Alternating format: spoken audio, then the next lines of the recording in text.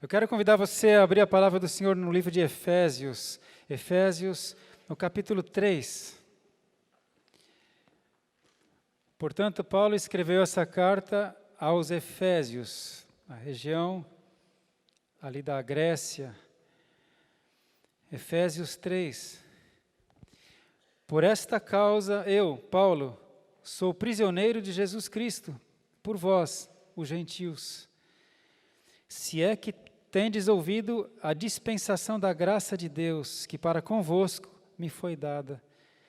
Como me foi este mistério manifestado pela revelação, como acima em pouco vos escrevi. Pelo que, quando ledes, podeis perceber a minha compreensão do mistério de Cristo. Veja que o apóstolo Paulo está falando sobre o mistério. Ele, mais uma vez aqui embaixo, ele vai falar de mistério. 3 vezes ele fala do mistério. Ele fala, olha, por esta causa, eu, prisioneiro de Cristo, por vocês, gentios, abrindo um parênteses, você sabe que nós somos gentios. Deus não faz acepção de pessoas. Só que a partir do momento que Deus escolheu um homem chamado Abrão, e fez uma promessa para Abrão, a partir de você eu vou fazer uma grande nação e vou abençoar todas as famílias da terra. A partir dali, aquela nação que surgiu a partir de Abrão, que depois veio se chamar Abraão, pai elevado, então essa nação, Israel, foi sempre chamada na Bíblia de o povo de Deus, o povo da promessa, o povo santo. Só que Deus revelou um mistério para Paulo. E ele fala, olha, esse mistério revelado a vocês. E ele está falando com os gentios, então ele fala com você e comigo. Vamos repetir lá? Por esta causa, eu, Paulo, sou prisioneiro de Jesus Cristo por vós, os gentios. Se é que tendes ouvido a dispensação da graça de Deus, que para convosco me foi dada, como me foi este mistério manifestado pela revelação, como acima em pouco vos escrevi. Que revelação é essa que ele escreveu logo acima? Que causa é essa que ele fala, por esta causa, pois eu, prisioneiro de Cristo, me manifesto agora a vocês. Esse mistério está logo antes, né? Claro que nós pegamos a carta pela metade. Então vamos dar uma olhadinha aqui, logo no capítulo 2, o verso 19, 2:19. Assim que já não sois estrangeiros, nem forasteiros, mas concidadãos dos santos e da família de Deus. Os gentios, aqueles que não são judeus, aqueles que não são da linhagem de Abraão, não são mais estrangeiros, não são mais forasteiros, mas são concidadãos dos santos e da família de Deus, edificados sobre o fundamento dos apóstolos e dos profetas, de que Jesus Cristo é a principal pedra da esquina, é a pedra angular, a pedra que sustenta tudo, no qual todo edifício bem ajustado cresce para templo santo no Senhor, no qual também vós, juntamente, sois edificados para a morada de Deus no Espírito. Ei, aqui tem, esse é o mistério que ele fala, que nós, os gentios, estamos sendo edificados para a morada de Deus. A minha vida, o corpo do Alexandre, vem sendo preparado há mais de 30 anos, desde que eu entreguei a vida para Jesus Cristo. Meu corpo está sendo preparado para a habitação do Espírito Santo. Na verdade, o Espírito Santo habita em mim a partir do momento que eu entreguei a vida para Jesus Cristo. Essa é a promessa do Pai. E cada um de nós é um edifício que está sendo preparado para que o Espírito Santo se sinta bem. Não entristeça o Espírito Santo, não apague o Espírito Santo. Aleluia! Isso é um mistério. Porque naquela época, as pessoas achavam que Deus, alguns achavam que é uma entidade, alguns achavam que era um ser, os próprios gregos e os romanos, que são as civilizações cultas aqui dessa época, eles criam vários deuses, né? Vários deuses, Apolo, Artemis, Ísis, Osíris, os dos romanos, e eles achavam que tinha que fazer templos para os deuses, e faziam templos e grandes igrejas, né, que não chamava igreja, chamava templos para os deuses. Nessa mesma época, lá no Oriente, já tinha uma grande cultura na região da China, também tinham seus deuses. Os homens sempre buscaram deuses. E Paulo fala, olha, eu recebi uma revelação de um mistério, que Deus habita em nós, que cada um de nós está sendo edificado um edifício para a habitação do Espírito Santo. Isso é uma quebra de paradigma, é uma mensagem de bomba, uma novidade louca naquela época. Amém?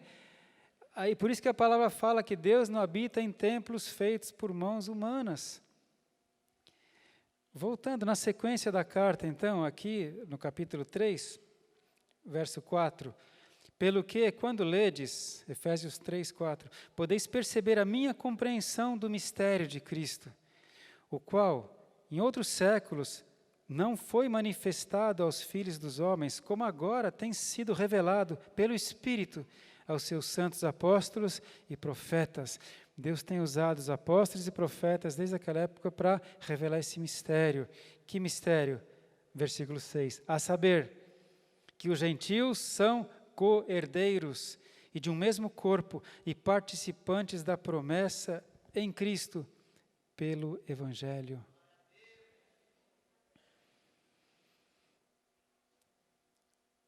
O diabo sempre quis fazer você pensar que você não é nada, que você não vale nada, que você é um coitado. Não é só hoje que as pessoas têm depressão. É que hoje a gente sabe mais das notícias, porque as notícias são globais.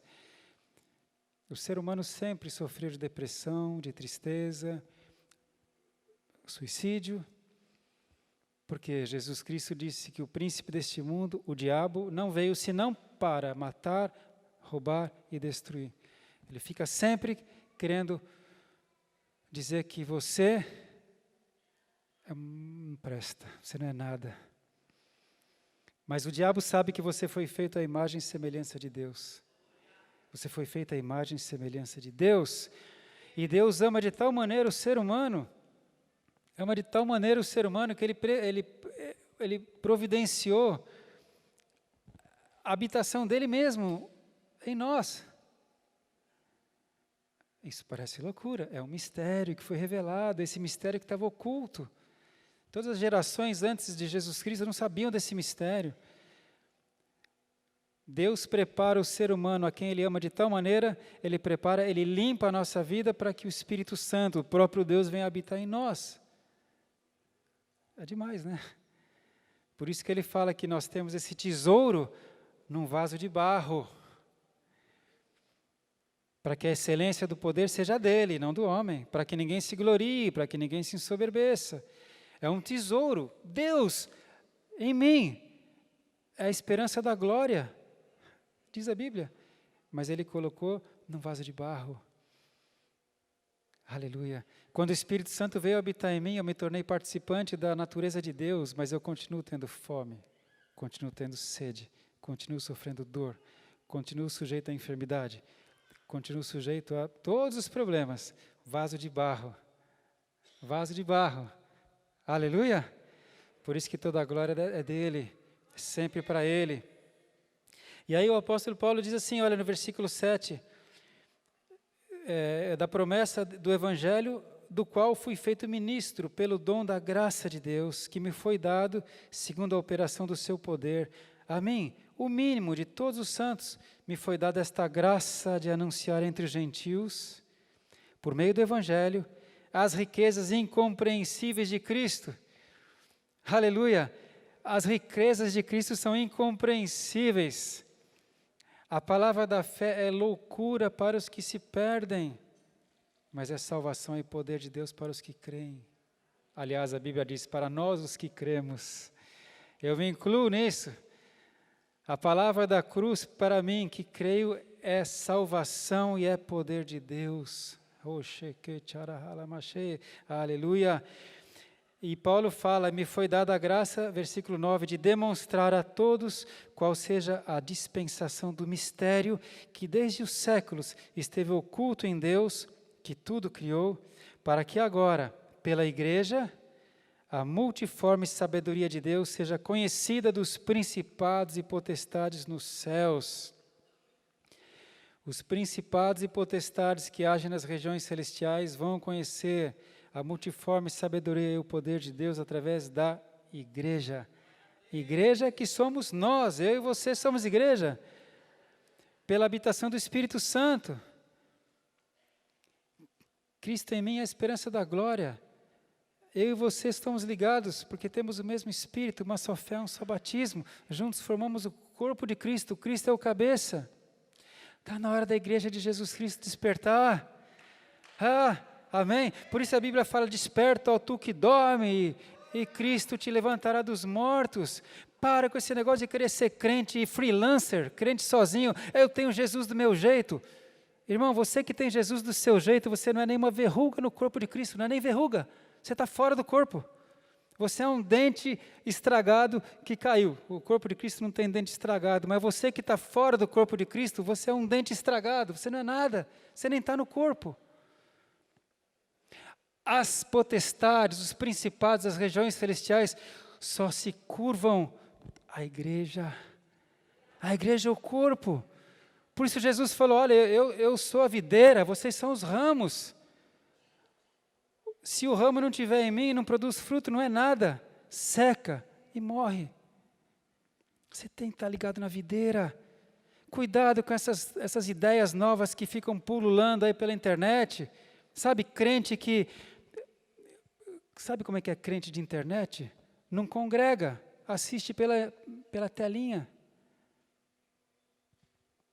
Se você não congrega, você já está fora da palavra. Não deixe de congregar, como é costume de muitos, ainda mais quando vedes que o dia se aproxima, diz a Bíblia. Parece que Deus escreveu esse texto lá em Hebreus, pensando na geração do século 21. Não deixe de congregar. Sabe? Hoje eu vou assistir a pregação do pastor X. Amanhã eu vou ver aquele do pastor Y que mandaram aqui para mim. Não, tem mais de 10 minutos? Não. Ei, o que é isso? Agora, o título dessa palavra aqui é Pedras Vivas. Deus tem umas coisas que deixam a gente assim, Ele fala que você e eu somos pedras vivas. Quem falou isso? Um dos que falou foi o apóstolo Pedro. Eu vou pedir para você abrir comigo, deixa marcado em Efésios aí, e vamos lá para 1 Pedro capítulo 2, verso 4 e 5, pertinho de Apocalipse. 1 Pedro 2, 4 e 5. Chegando-vos para ele, Deus, a pedra viva, reprovada, na verdade, pelos homens, mas agora para com Deus eleita e preciosa. Jesus Cristo é a pedra viva.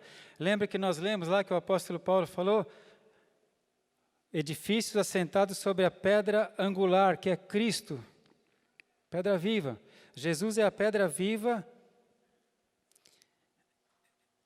reprovada pelos homens e foi crucificado e morto, mas eleita e preciosa para Deus. E o versículo 5 fala, vós também, como pedras vivas, sois edificados casa espiritual e sacerdócio santo, para oferecerdes sacrifícios espirituais agradáveis a Deus por Jesus Cristo.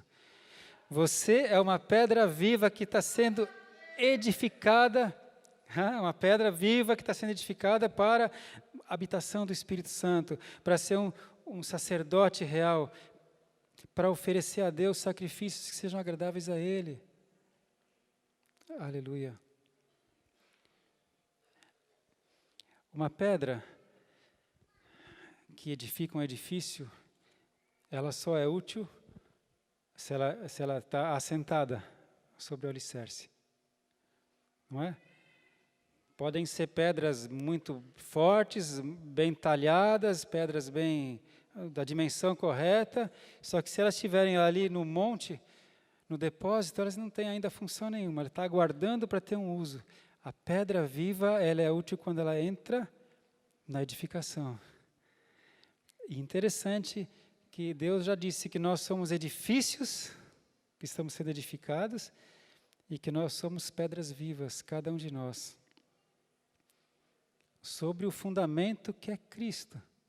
Então pega a visão celestial. Paulo fala, olha, deixa eu revelar para vocês, gentios, esse mistério que eu recebi, deixa eu passar para vocês como eu entendo.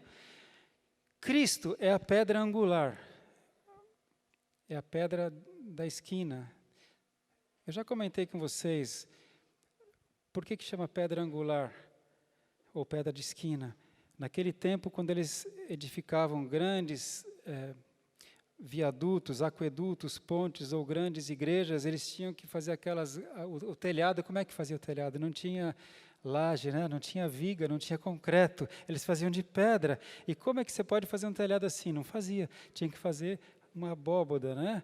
Então ia colocando as pedras assim, assim, assim, as outras pedras assim, assim, assim. Aí quando chegava lá em cima, esse encontro das pedras para sustentar o telhado, aquela pedra angular, triangular, aquela pedra de canto, de esquina, todo o peso da abóbada fica naquela pedra. Essa tem que ser firme. A pedra angular é Cristo. Ele falou, Pedro, eu vou edificar a minha igreja.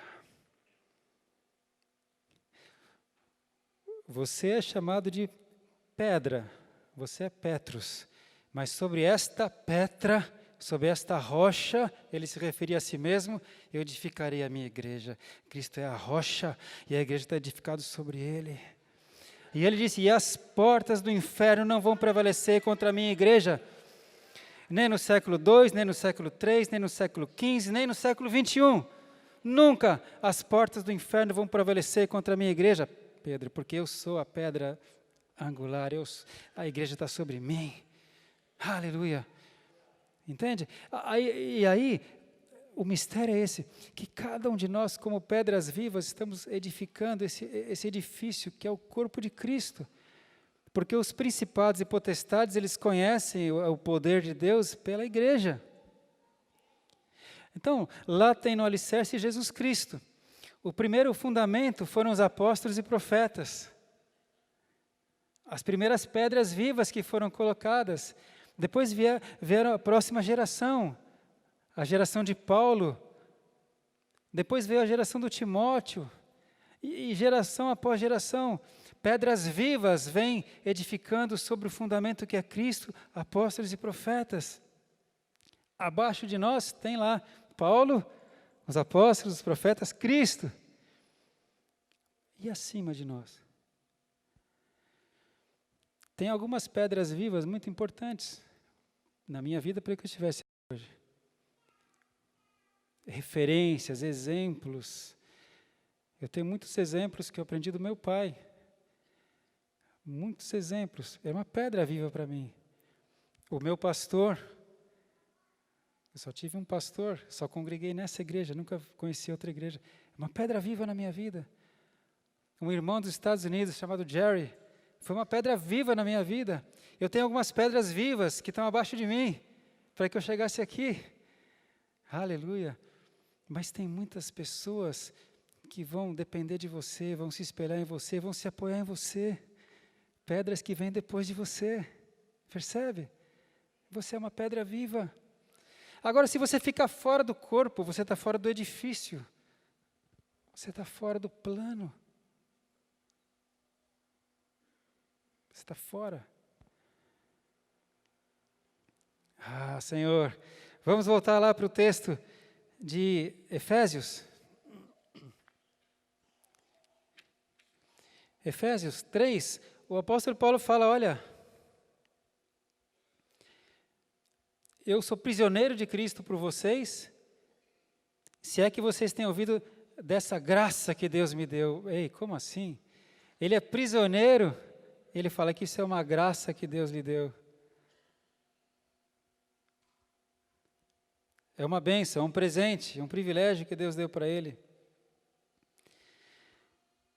Eu vou ler aqui Colossenses 1:24, rapidamente. Colossenses 1:24 diz assim, Paulo fala, eu regozijo-me agora no que padeço por vós, e na minha carne, cumpro o resto das aflições de Cristo pelo seu corpo, que é a igreja. Ouça isso. Eu me regozijo no que eu padeço por vós, na minha carne cumpro o resto das aflições de Cristo pelo seu corpo, que é a igreja. Quando você é pedra viva, você vai ter sofrimento. Vai ter sofrimento. Porque a sua vida não é para você, é pelo corpo, é pela igreja. A sua vida é por aqueles que já padeceram muito abaixo de você para que você chegasse aqui, e a sua vida é por aqueles que estão com você e aqueles que vêm depois de você. Já não sou eu que vivo, Cristo vive em mim. É um sofrimento, é um sofrimento. Mas ele fala, eu me regozijo nesse sofrimento, porque é pela igreja. Olha que coisa incrível. Então, se você tem um dom de diaconia, se você tem esse ofício na área da diaconia,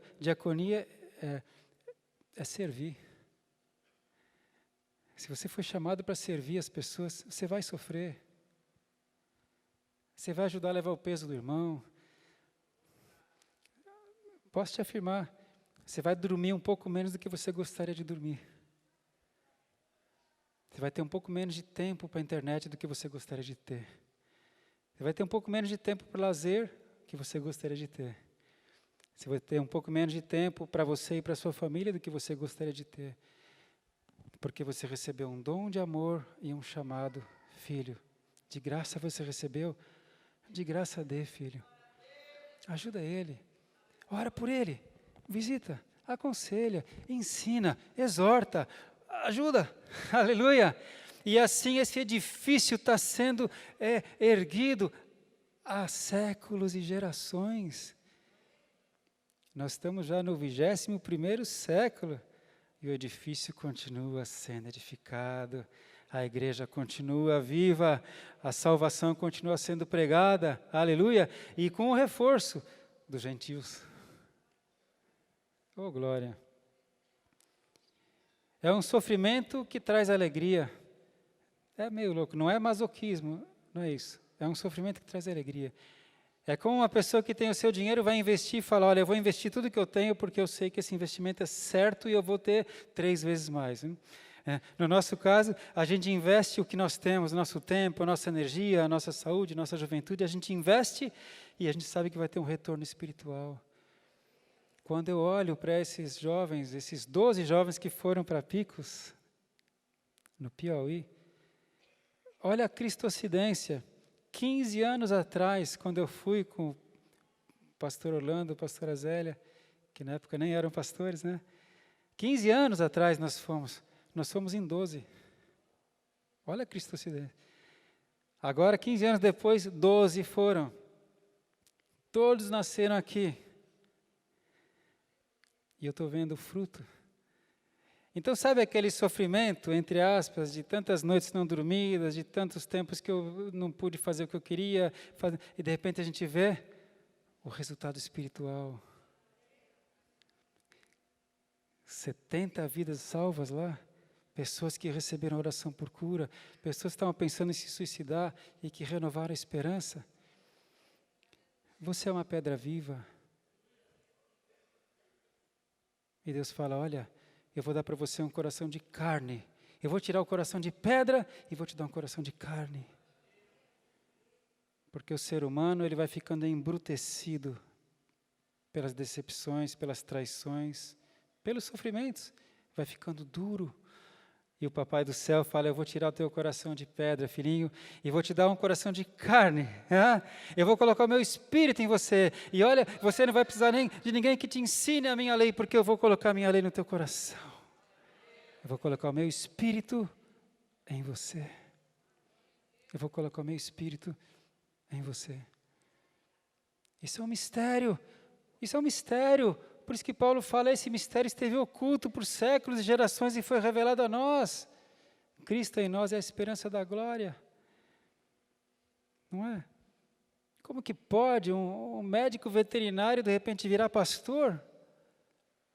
Se fosse por interesse financeiro, eu nunca faria.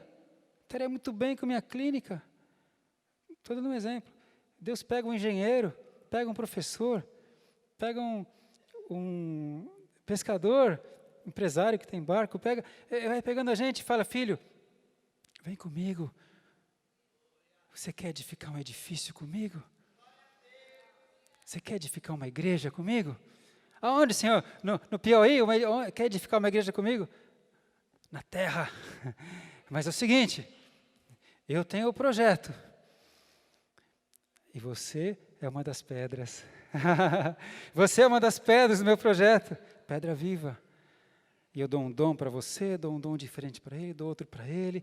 E se o príncipe desse mundo quiser atacar um, está atacando todos. Porque nós estamos ligados. Então, se um sofre, todos sofrem. Se um se alegra, todos se alegram. Esse é o mistério. É assim que a Bíblia ensina. Quero convidar você a não ficar fora do projeto de Deus. O projeto de Deus é edificar a sua igreja. Não é placa de igreja, é a igreja de Cristo. Por isso ele precisa de pedras vivas. Um templo bonito como o nosso, ele é bonito. Não tem outra função a não ser de congregar a igreja. A igreja é essa. Essas pedras vivas, essa é a igreja. Os templos são só para reunir a igreja. Amém? Por isso, você não vai deixar mais, em nome de Jesus, o diabo te enganar com esse negócio de buscar Deus do seu jeito, buscar Deus lá em casa, buscar Deus a hora que você quer, que você tem tempo. Ou você é pedra viva ou você não é pedra viva. Ou você está no corpo de Cristo ou você não está no corpo de Cristo. E se você estiver no corpo de Cristo, você vai ter sofrimento. Ele não engana a gente. Você vai ter sofrimento. Mas eu vou estar com você todos os dias, Jesus falou. Você vai ter aflições, filho, mas eu estou com você todos os dias. E o sofrimento produz perseverança. A perseverança traz esperança. A esperança não confunde. Amém? Glória a Deus. Então, voltando para completar ali em Efésios capítulo 3, como esse mistério é tão louco, é uma coisa tão louca, é loucura para os que se perdem, é loucura, porque, como eu disse, a gente podia cada um cuidar da sua própria vida, não é? Vamos fazer as nossas coisas, fazer as nossas especializações, pós-graduação, vamos fazer as nossas viagens, vamos desfrutar da nossa vida. Mas só que no meio do caminho Jesus vai encontrando a gente falando, vem comigo, eu vou te fazer pescador de homens, vem comigo, você vai ser pedra da minha igreja, vem comigo. E aí ele vai agregando a gente. Isso é loucura para os que se perdem. Graças a Deus que essa loucura entrou na minha vida 35 anos atrás. Não me arrependo, nunca me arrependi e nunca vou me arrepender. Aleluia. E aí, Paulo faz uma oração por nós. Já que nós recebemos esse mistério tão louco, já que nós não somos deste mundo, Jesus falou, você não é desse mundo, eu também não sou, Jesus falou. Se você fosse do mundo, o mundo ia amar você, porque você é do mundo, mas como você não é do mundo, o mundo vai te odiar. Tem gente que vai olhar torto para você, falar, você é louco, você é biruta. Então, Paulo, dirigido pelo Espírito Santo, faz uma oração por nós, que está aqui no capítulo 3, verso 14. Do 14 até o 21, é uma oração que Paulo fez. Por causa disso, Efésios 3,14, por causa disso, por causa desse mistério, que nós fomos chamados para ser pedras vivas, por causa disso, eu me ponho de joelhos perante o Pai de nosso Senhor Jesus Cristo, do qual toda a família nos céus e na terra toma o nome, para que, segundo as riquezas da sua glória, Ele vos conceda que sejais corroborados com poder, pelo seu Espírito no homem interior. Primeira coisa que Paulo pede por nós, é que você seja reforçado, cheio, pleno de poder, pelo Espírito Santo, no seu homem interior. O que é o seu homem interior? É o seu espírito. Você é um espírito que tem uma alma e habita num corpo. Você vai ser corroborado de poder pelo Espírito Santo que habita em você, no seu homem interior, no seu espírito. Aleluia. O apóstolo Paulo, tudo indica que ele tinha um problema na vista. Muitos entendem que o problema dele era visual. Quando ele fala, vejam que eu vos escrevo de próprio punho com letras grandes, e essa saudação final sou eu que estou escrevendo. Uma outra vez ele escreve e diz, olha, eu agradeço ao meu Deus que a minha enfermidade física não está sendo motivo de escândalo e nem tropeço para vocês estão me recebendo, mesmo com essa minha limitação. Então, Paulo cheio de poder no espírito, o físico continuava igual. Então, a oração dele por você é que você seja corroborado de poder pelo Espírito Santo no seu homem interior, no seu espírito. Aleluia! Se o seu espírito está forte, você pode falar para a sua mente, para a sua alma, ei, por que estás abatido, ó minha alma? Confia nele, eu também confiarei. Olha que louco. Quem está falando para quem? O Davi espírito fala para o Davi, homem, mente, por que estás abatida, minha alma? Espera em Deus, confia nele, eu também confiarei. E aí a mente do Alexandre ouve a voz do Alexandre Espírito, que é o verdadeiro, né, que é o que manda em tudo, e fala, é verdade, eu vou me animar. Eu vou trazer à memória as coisas que me trazem esperança. Aí quando o corpo está fraco, está abatido, está desanimado, o espírito que está forte fala, ei, levanta, reage. Você vai esperar o médico falar para você, ou o nutricionista, ou o fisioterapeuta, ou o educador físico falar, olha, você precisa se animar, se ativar, cuidar melhor do seu corpo. O seu espírito que está cheio do Espírito Santo, o poder do Espírito Santo, quando você acordar, o seu espírito, que é você mesmo, vai falar, ei, corpo, levanta. Os passarinhos já acordaram e estão cantando lá fora. Eu sempre falo dos passarinhos, né? Todo mundo já acordou. A natureza já está batendo palmas, aí os rios estão batendo palmas, as montanhas estão louvando o Criador, levanta! Aí o seu corpo tem que se submeter ao seu espírito, que está corroborado de poder, e você levanta e fala, bom dia, Espírito Santo.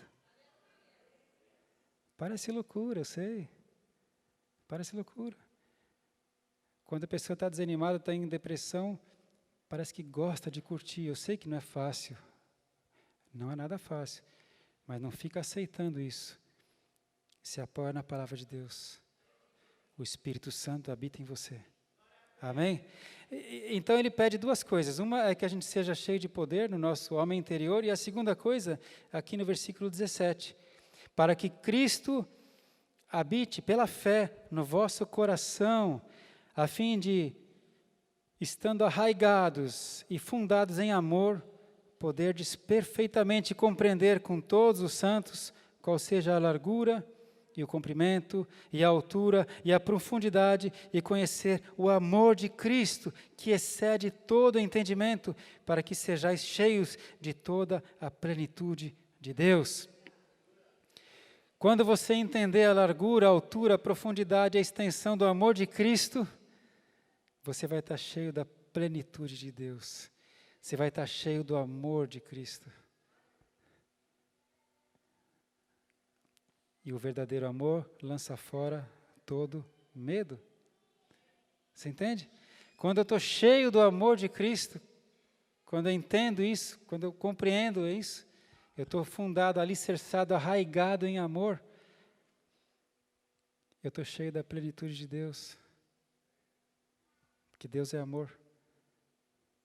E o verdadeiro amor lança fora todo medo, toda dúvida, toda tristeza, toda depressão.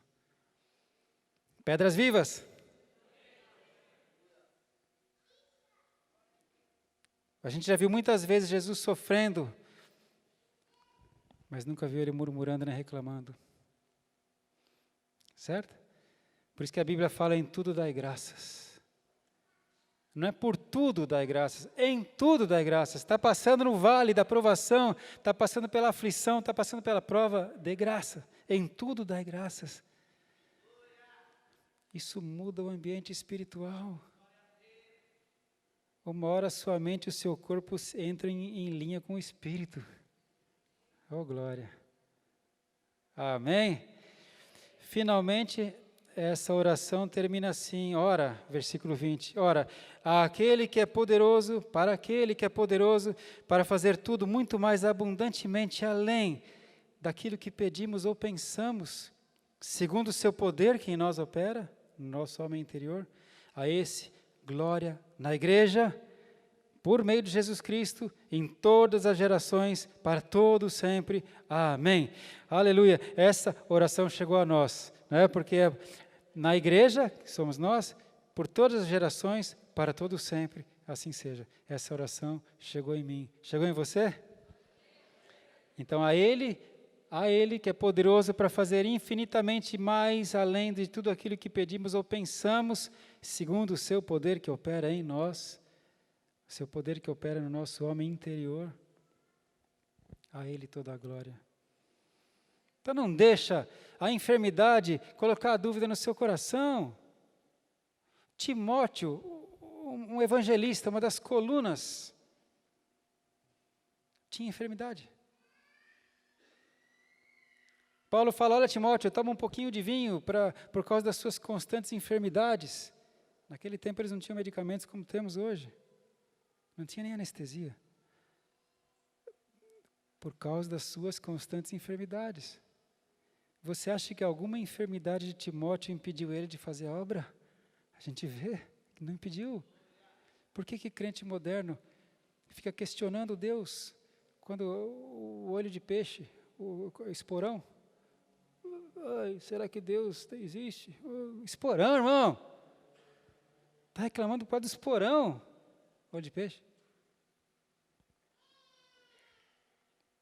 Sabe que Paulo fala, olha, estou certo de que nada pode me separar do amor de Deus que está em Cristo Jesus. Nenhuma enfermidade, nem perseguição, nem fome, nem nudez, nem espancamento, nem altura, nem profundidade, e nenhuma criatura desse mundo ou do mundo vindouro, nada pode me separar do amor de Deus que está em Cristo Jesus. Aleluia! Arraigados, conhecendo a largura, a altura, a profundidade e a extensão do amor de Cristo. Aí você tem a plenitude de Deus. Nada pode te parar. Ah, não estamos sujeitos aos problemas? Estamos sujeitos aos problemas. Claro, mas a tua graça me basta. Está disposto a ser uma pedra viva? Pedra viva é assim. A hora que Deus coloca um do seu lado, outro do outro lado, que está edificando, aperta um pouco. Esse irmão é meio espinhudo, esse aqui fala demais. Aguenta aí, pedra viva.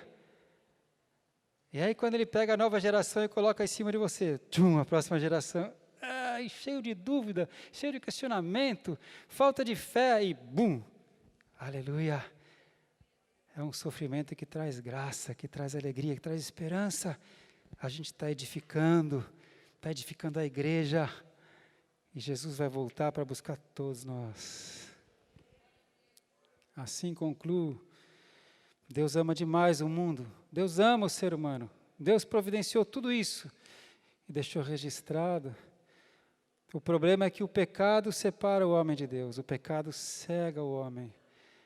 O homem do século XXI é todo cheio de sabedoria, cheio de filosofia, cheio de achar que Deus não existe.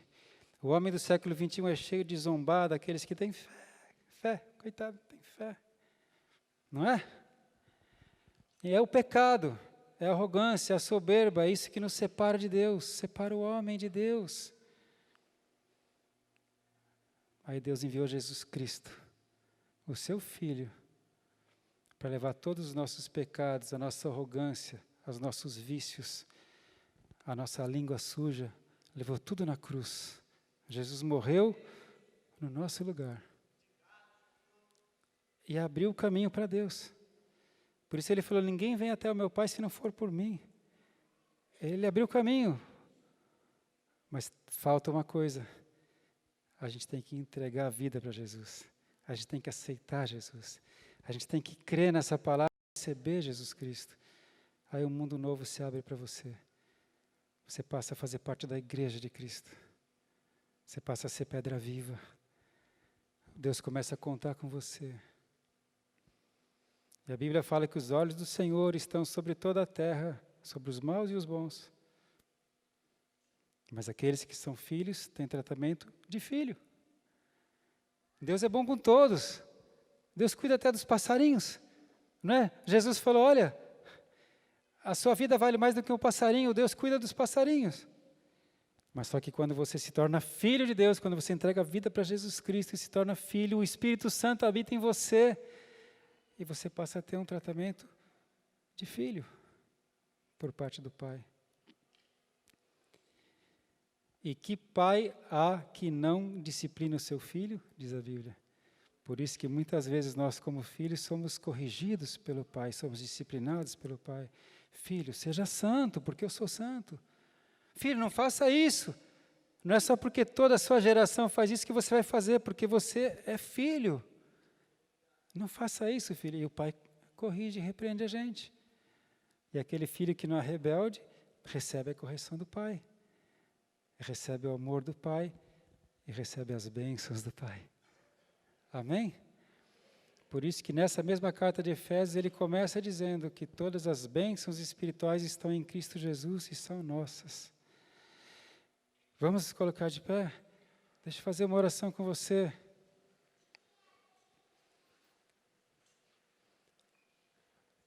Senhor, eu te peço em nome de Jesus que o Senhor abra o entendimento de cada um de nós, Senhor, para esse mistério que esteve oculto por séculos e gerações, de que nós somos participantes da sua glória, Pai. De nós somos pedras vivas na sua igreja, Senhor. Revela para nós, ainda para nós, hoje em dia, isso é um mistério confuso, Senhor. Que o Senhor Deus acenda o seu entendimento agora, em nome de Jesus. Que caia por terra todo o paradigma que você vinha carregando a respeito da Bíblia. Caia por terra em nome de Jesus. Quantas vezes nós ficamos questionando coisas como Adão e Eva, como serpente, como Satanás, e esquecemos de olhar para o mais importante, que é Jesus Cristo, que deu a vida por nós e ressuscitou. Está vivo. Recebe esse entendimento, que essa luz entre no seu coração em nome de Jesus, e que a partir de hoje você viva como um cidadão do céu, como diz a palavra de Deus, que você viva como um cidadão da família de Deus, em nome de Jesus, em nome de Jesus. Amém. Aleluia. Quero amar as pessoas de verdade, cumprir teu chamado para mim.